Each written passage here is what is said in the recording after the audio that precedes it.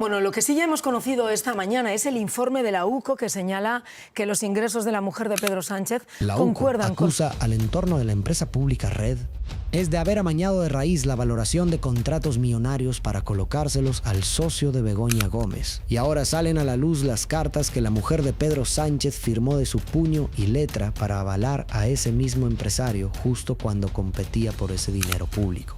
La Guardia Civil ha rescatado correos internos del organismo del Estado donde una evaluadora escribe negro sobre blanco que la empresa favorecida es la buena y las otras han de bajar sí o sí. Y lo que cuentan esos correos es bastante más feo que un concurso público con suerte. Quédate que te lo desmonto entero, pieza a pieza. Aquí vas a ver tres cosas. Una carta firmada por Begoña Gómez, que según un órgano del propio Estado, adulteró la nota de un concurso público pagado con fondos europeos. Un mensaje entre dos funcionarias que destroza la idea de que aquello fuera un proceso limpio. Y una horquilla de locura. Mientras una acusación pide hasta 24 años de cárcel para Gómez, la fiscalía pide justo lo contrario, que se archive todo y no haya ni juicio. Tres cabos que solo se atan si te quedas hasta el final. Vamos al lío. Empecemos por el papel, porque todo arranca de una firma. Julio de 2020. Begoña Gómez firma cartas de recomendación a favor de la empresa del consultor Juan Carlos Barrabés.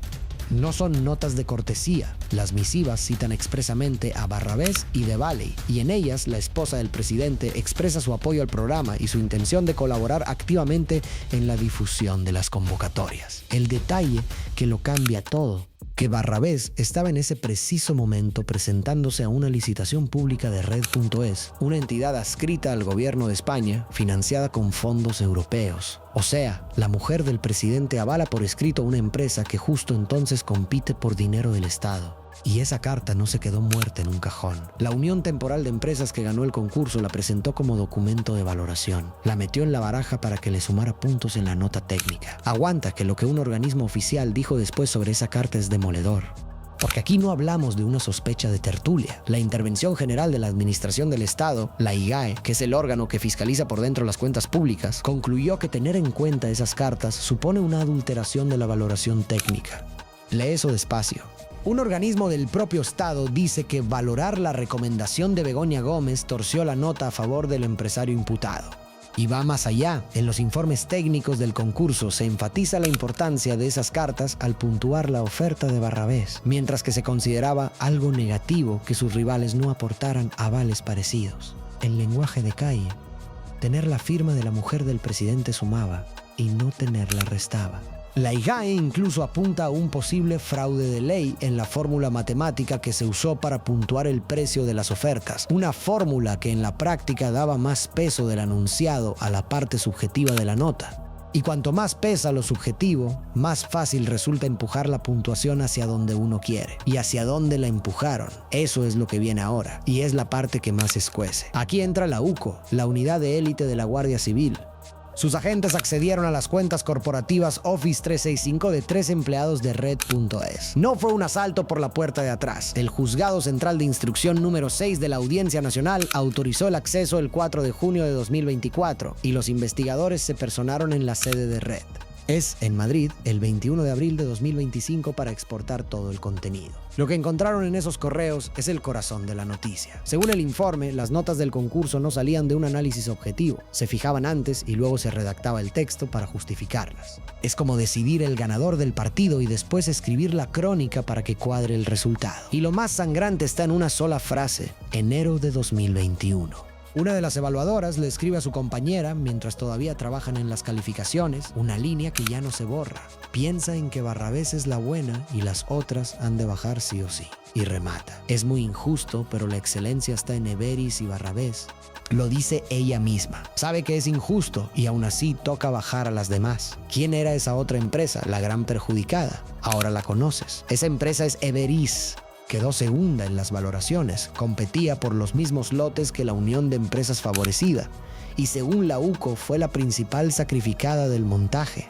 La Guardia Civil sostiene que un investigado llamado Luis Prieto intervino personalmente para recortar de forma drástica la puntuación de Everis en 2 de los criterios, justo después de una reunión celebrada el 15 de marzo de 2021. Y las instrucciones que salieron de esa reunión quedaron por escrito, que es lo que convierte una sospecha en un atestado. ¿Quién es Luis Prieto? El director de Economía Digital de Red.es, hoy imputado por presuntas irregularidades y trato de favor. El propio exdirector de la entidad, David Cierco, lo ha señalado como el principal responsable de redactar los pliegos de los contratos que acabaron en manos de Barrabés.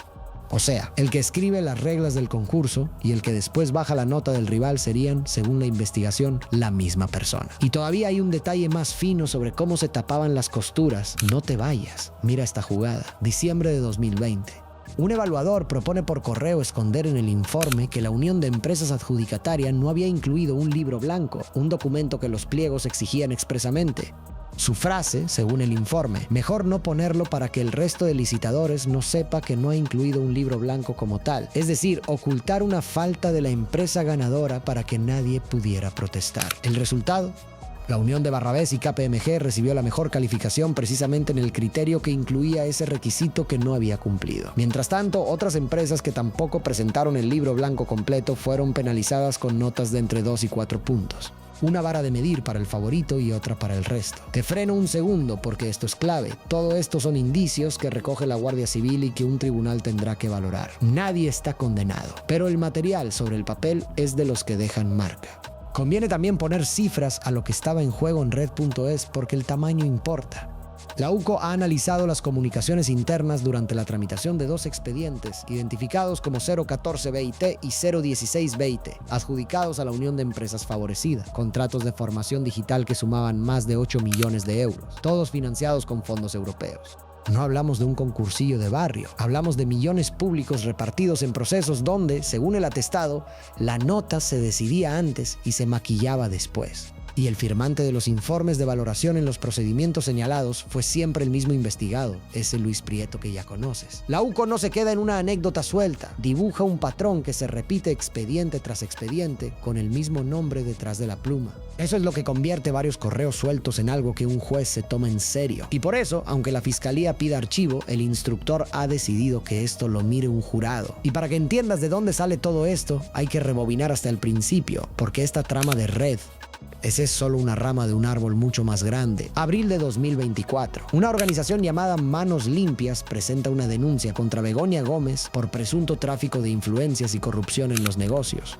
El 24 de abril, el juez Juan Carlos Peinado, del Juzgado de Instrucción número 41 de Madrid, la admite a trámite y abre la investigación.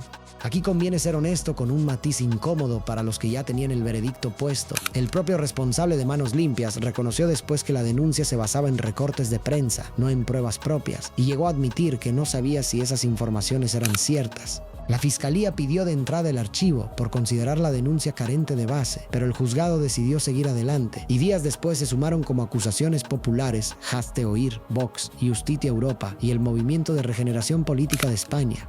De una denuncia con recortes de periódico a la mayor causa judicial que ha rozado a la Moncloa en años. Y la bola, a partir de ahí, no paró de crecer. Y hay una pata de la denuncia original que conviene rescatar porque ayuda a entender por qué este caso prendió como prendió. Manos Limpias no solo apuntó a la cátedra, también señaló el rescate de Air Europa. En plena pandemia, en 2020, el gobierno rescató a varias aerolíneas con préstamos públicos y a Air Europa, del grupo Globalia, le correspondió un salvavidas que rondó los 615 millones de euros. La denuncia insinuaba que Begoña Gómez habría tenido algo que ver y añadía que la aerolínea había firmado un contrato confidencial para pagar 40.000 euros anuales a una fundación que ella dirigía, con vuelos de primera clase incluidos. Suena gordísimo, ¿verdad?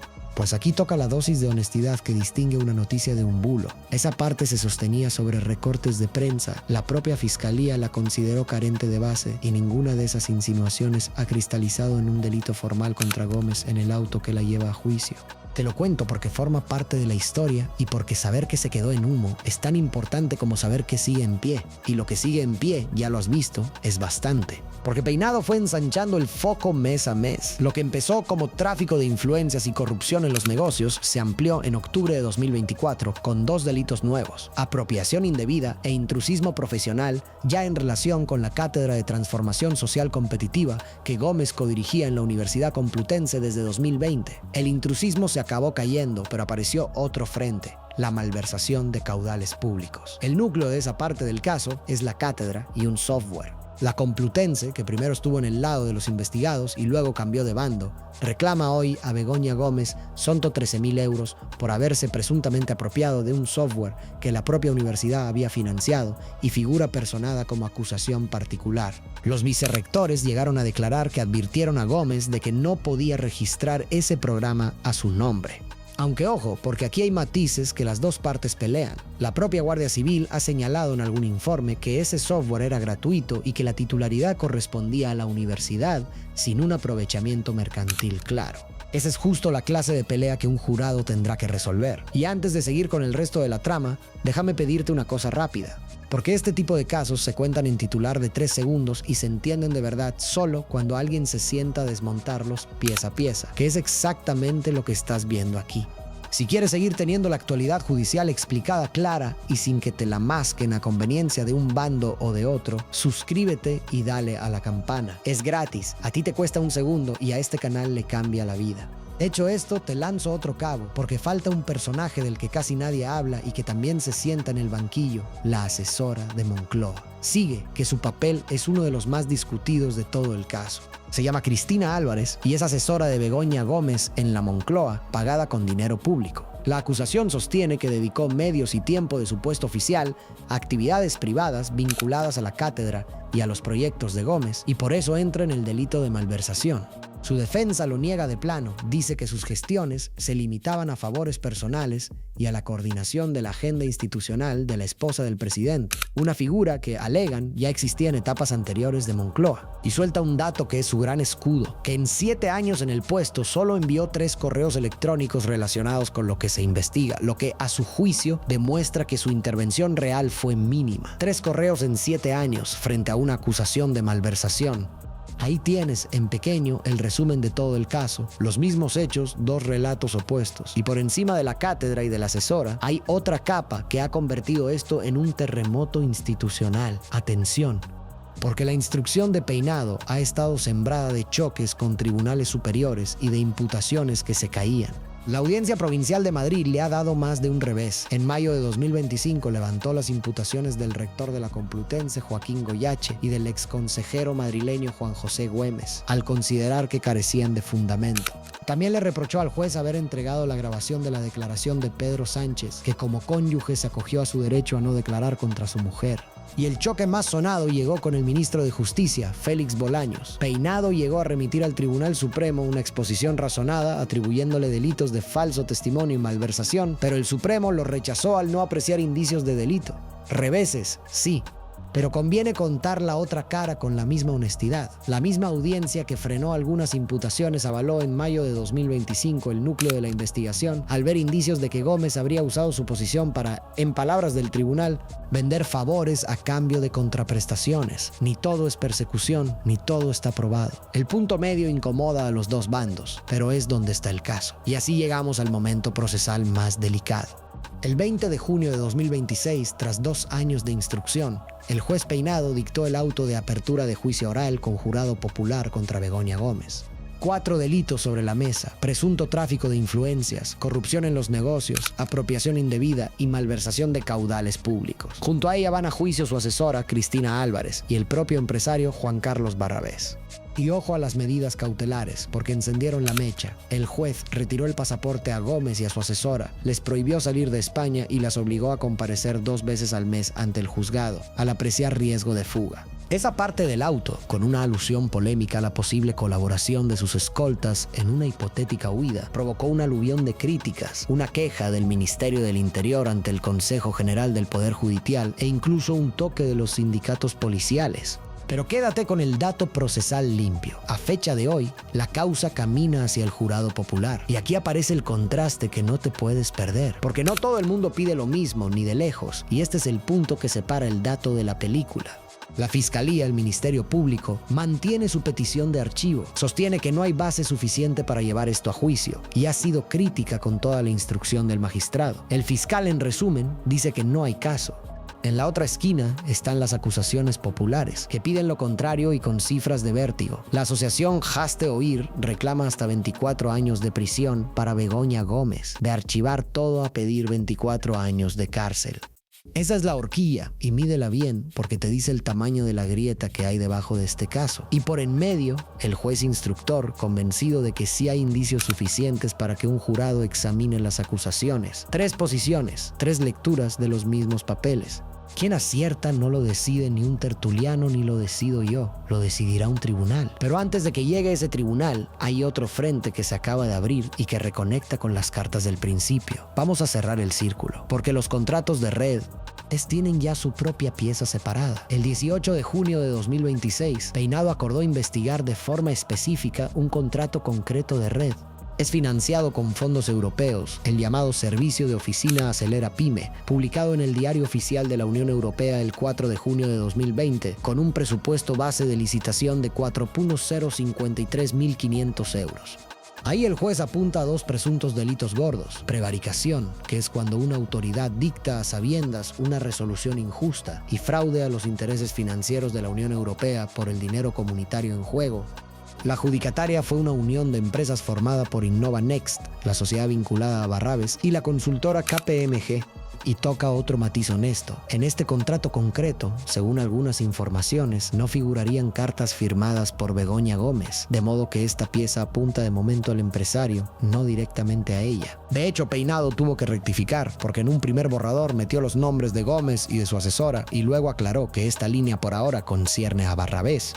Conviene contarlo así de exacto, porque mezclar churras con merinas es justo lo que destroza la credibilidad de una historia como esta. Y por encima de todo, planea un baile de competencias que parece de despacho, pero tiene su miga. La Fiscalía Europea llegó a reclamar parte del caso, porque hablamos de fondos comunitarios, y dictó el 20 de abril un decreto para quedarse con esas diligencias. Pero la defensa de Barrabés recurrió, y el 4 de junio de 2026 la Audiencia Nacional le dio la razón y revocó esa avocación, con el argumento de que la Abogacía del Estado había acreditado documentalmente que ese expediente concreto no se financió con fondos europeos, lo que ponía en duda la propia competencia de la Fiscalía Europea. Resultado, el asunto rebota de vuelta a la justicia española. Pero ni con esa se cerró.